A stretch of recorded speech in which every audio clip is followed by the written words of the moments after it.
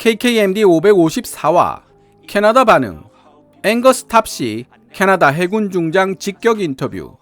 캐나다가 대한민국 KSS-3 도산 안창호급을 필요로 하는 이유.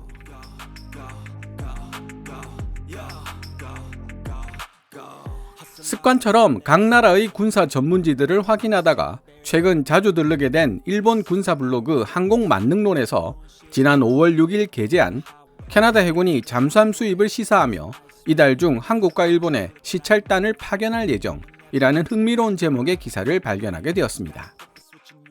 이 기사는 캐나다 언론 The Globe and Mail이 해군 중장 앵거스 탑시와의 인터뷰에 근거하여 작성한 기사를 바탕으로 하고 있었습니다. 영국에서 도입한 빅토리아급은 1990년대 초반 취역한 중고 잠수함으로 함체 대부분의 연령이 30년을 훌쩍 넘어서고 있는 상황입니다. 현재 여러 가지 이유로 빅토리아급 잠수함들 중 실전 배치되어 있는 것은 단 한 척도 없으며 선도함인 빅토리아는 10년 후면 해체되어 퇴역하는 것으로 결정된 상황입니다.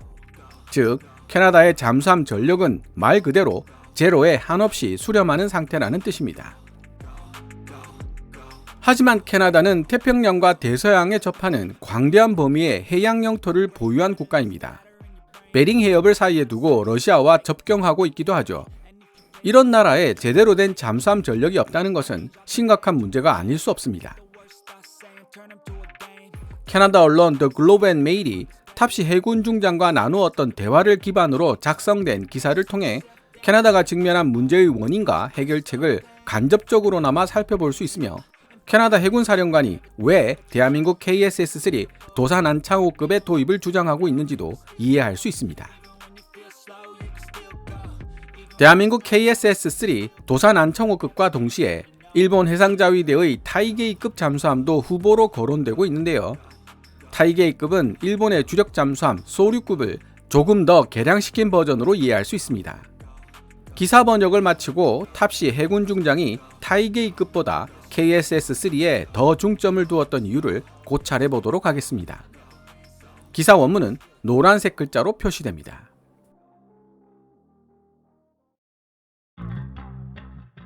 연간 국방비 지출을 GDP의 2%로 늘리겠다고 약속한 캐나다에 대해 더 이상 미루지 말고 어서 그 약속을 이행하라는 나토 동맹국들의 압력이 나날이 거세지고 있다. 지난 2014년 개최된 나토 정상회담에서 지금까지 GDP 대비 2% 이하로 국방비를 지출해왔던 회원국들은 향후 10년에 걸쳐 GDP 대비 2%를 목표로 국방 분야에 대한 투자를 늘려나가겠다고 결의했었다. 스티븐 하퍼 정부는 이 결의안에 동의한 정부들 중 하나였으며 2014년 당시 캐나다 정부는 GDP 대비 1%의 금액을 국방비로 지출하고 있었다. 지난 몇 달 동안 더 글로브의 지면을 통해 강조해왔듯이 비록 캐나다가 올바른 방향을 향해 조금씩 나아가고 있다고는 하지만 최근 지표는 썩 훌륭해 보이지 않는다. 지난 3월 발표된 나토 평가에서 캐나다의 2022년 국방비 지출은 국내 총생산 GDP의 1.29%였다. 절대치로 본다면 캐나다는 나토 동맹국들 중 6번째로 많은 금액을 지출하고 있으며 2022년 방위비 지출액은 40% 이상 증가했다. 그러나 방위비 지출이 국가 경제에 기여하는 비율 측면에서 보자면 캐나다는 최하위에서 5번째로 자리매김할 정도로 낮은 순위를 기록하고 있다.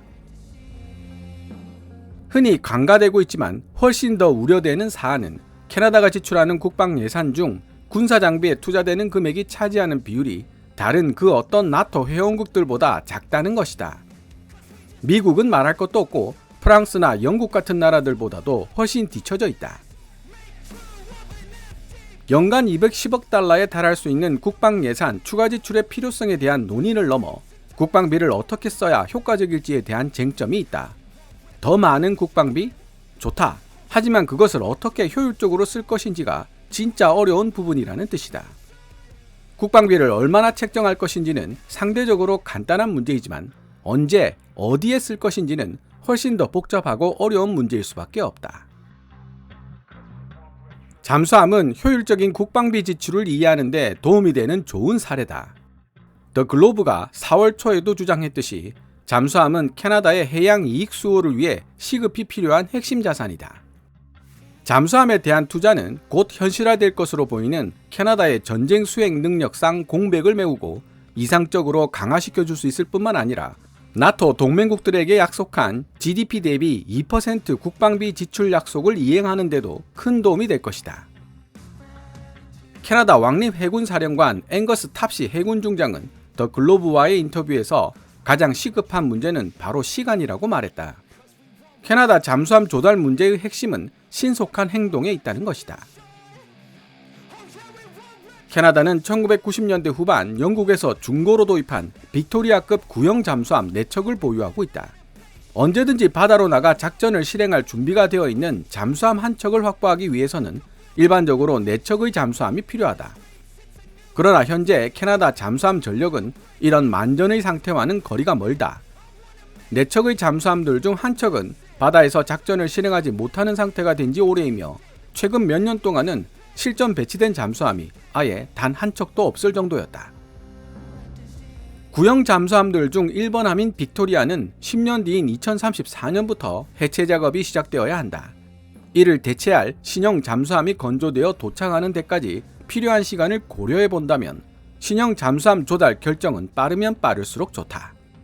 심지어 지금 당장 차기 잠수함이 결정된다고 해도 캐나다에 도착하려면 적어도 15년 이상의 시간이 필요할 수도 있기 때문이다. 2년 전 캐나다 왕립 해군은 새로운 잠수함을 찾기 시작했다. 지난 4월 더 오타와 시티즌은 캐나다 왕립 해군이 최소 600억 캐나다 달러, 현재 환율로 60조 원이라는 가격으로 최대 12척의 디젤 전기 잠수함을 도입하는 사업에 관심을 가지고 있다고 보도했다. 이번 주 더 글로브 편집국가의 회의에서 탑시 해군 중장은 차기 신형 잠수함 도입에 대한 최종 결정권은 연방정부에 있지만 캐나다 해군이 걸어가야만 할 명약 가나한 길을 연방정부에게 제안했다고 강조했다. 캐나다에게 주어진 시간적 제약과 급박한 필요성을 생각해 봤을 때 가장 타당한 해결책은 대한민국 같은 나라에서 잠수함을 구매하는 것이라고 탑시 중장은 말했다. 대한민국이 만든 디젤 전기 추진 잠수함 KSS-3는 캐나다 해군의 요구 조건을 충분히 만족시킬 수 있을 것으로 보이며 KSS-3가 지닌 가장 중요한 요소는 바닷속에서 몇 달 동안이나 기동할 수 있는 능력 덕분에 자망 상태로 캐나다 북극 지역을 왕복하는 등 수천 해리의 작전 거리를 커버할 수 있는 잠수함이라는 사실이다. 캐나다 해군은 좀 더 상세한 정보를 얻기 위해 대한민국과 일본에 시찰단을 보낼 예정이다. 캐나다가 염두에 두고 있는 신형 잠수함은 KSS-3 도산 안창호급 중에서도 보다 새로운 기술이 투입된 배치2일 가능성이 높습니다. KSS-3 배치2와 경쟁할 수 있는 디젤 전기 추진 잠수함이 하나 더 있는데요. 바로 일본의 타이게이급 잠수함입니다.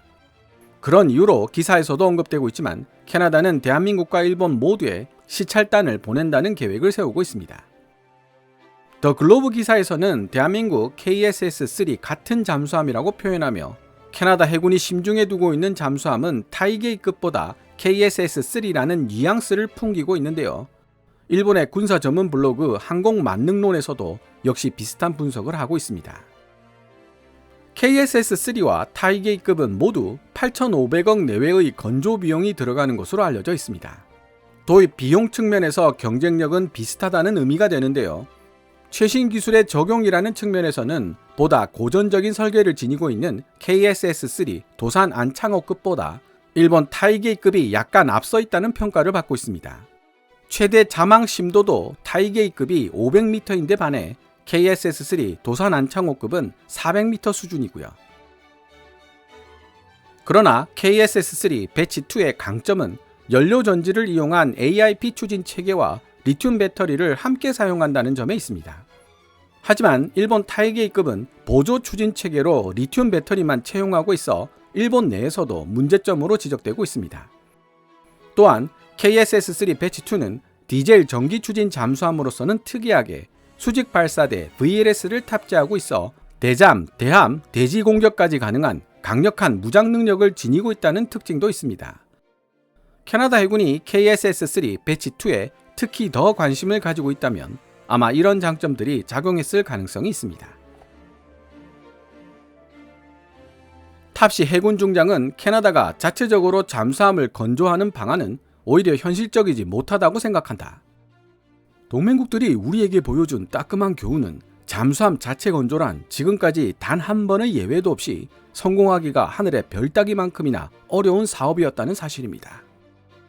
대신 그는 잠수함을 해외에서 도입하되 캐나다가 잠수함 정비를 스스로 수행할 수 있도록 하나 혹은 둘 정도의 정비 시설을 국내에 설립하는 방안을 두고 잠수함 판매 국가와 협력할 수 있다고 믿고 있다. 해외에서 잠수함 구매를 결정하는 것은 그나마 쉬운 부분이다. 정말로 어려운 부분은 진정한 의미의 잠수함 작전 능력을 해군 내부에 건설하는 것이다. 캐나다는 현재 기존의 잠수함 함대를 유지해 줄 수 있는 잠수함이 거의 사라진 상태다. 언제든지 작전에 나설 수 있는 잠수함을 2척 또는 3척 보유하고 싶어하는 캐나다 해군은 도합 8척 혹은 12척의 잠수함 도입을 고려하고 있으며 이는 곧 잠수함 조달에 들어가는 초기 비용보다 훨씬 더 많은 후속 비용이 필요하다는 뜻이 된다. GDP 대비 2% 국방 예산 달성이라는 목표를 추진하든 신형 잠수함 조달에 대한 구체적인 계획을 수립하든 우리가 잊지 말아야 할 분명한 메시지는 지금 이 순간 결정을 내려야 하며 일회성이 아닌 장기적인 관점에서 노력을 계속 이어나가야 한다는 것이다. 캐나다는 5세대 스텔스 전투기 F-35를 도입하는 파란만장한 과정에서 수십 년의 시간과 노력을 허비하는 실수를 저질렀고 그로부터 뼈저린 교훈을 얻었다. 그러니 적어도 잠수함 도입 사업에서만큼은 같은 실수를 피할 수 있도록 노력해야만 할 것이며 캐나다 정부는 더 빠르고 결단력 있는 의사결정을 해야 할 필요가 있다. 지금까지 캐나다 언론 The Globe and Mail이 2023년 5월 4일 게재한 기사를 번역해 보았습니다. 디젤 전기 추진 방식의 잠수함을 만드는 곳은 대한민국과 일본 외에도 독일, 프랑스, 스웨덴, 스페인 같은 유럽 국가들도 있습니다. 실제로 일본 군사 블로그 항공만능로는 유럽 업체들이 캐나다 잠수함 사업 입찰에 참여하여 경쟁할 것으로 예상하고 있기도 하고요. 이에 대한 좀 더 깊이 있는 분석을 위해서는 캐나다 매체인 더 허브가 2023년 4월 14일에 게재한 기사를 읽어볼 필요가 있습니다. 더 허브는 캐나다 해군이 가장 중점을 두고 있는 요소를 2가지로 정리했는데요. 러시아와 접경하고 있는 북극권 해안까지 자망으로 왕복이 가능하고 미국과 호환될 수 있는 무장 체계 및 시스템을 갖춰야 한다는 것이었습니다. 핵 에너지를 활용해 이론상 무한 자망이 가능한 원자력 추진 잠수함을 제외한 디젤 전기 잠수함 중에서 자망한 상태로 북극권 해안까지 왕복이 가능한 것은 배수량 4,000톤 이상의 잠수함밖에 없습니다. 독일이나 스웨덴 같은 유럽 국가들은 수심이 얕고 상대적으로 크기가 작은 해안선을 가지고 있기 때문에 해안 방어에 유리한 소규모 잠수함들을 만드는 경향이 있습니다. 유럽 국가들 중에서 그나마 대형 디젤 전기 잠수함을 만드는 나라가 스페인인데 개발에 있어 난맥상을 겪고 있는 점이 문제라고 더 허브는 지적하고 있죠. 게다가 나토 회원국인 캐나다는 국토방위의 상당 부분을 같은 북미 국가인 미국에 의지하고 있습니다. 무장 체계나 시스템도 미국과 호환되어야 할 필요성이 크다는 뜻이죠. 더 허브는 세간에 잘 알려져 있지 않은 사실이지만 실제로 영국에서 들여온 중고 빅토리아급 잠수함들의 경우 무장, 사격 통제, 센서가 유럽 제품들이었기 때문에 미국과 호환되는 전투관리 시스템으로 전면적인 업그레이드를 하느라 막대한 비용이 추가로 필요했다는 점을 지적하고 있습니다. 캐나다 왕립해군은 자망 상태로 북극권까지 왕복이 가능한 대형 디젤 전기 잠수함인 동시에 미국의 무장 체계와 센서 그리고 전투관리 시스템과 호환되는 잠수함이라는 조건을 모두 만족시킬 수 있는 잠수함을 물색했고 그 결과 최종 후보로 결정된 것이 대한민국 KSS-3 도산 안창호급과 일본 타이게이급 잠수함이었던 것입니다.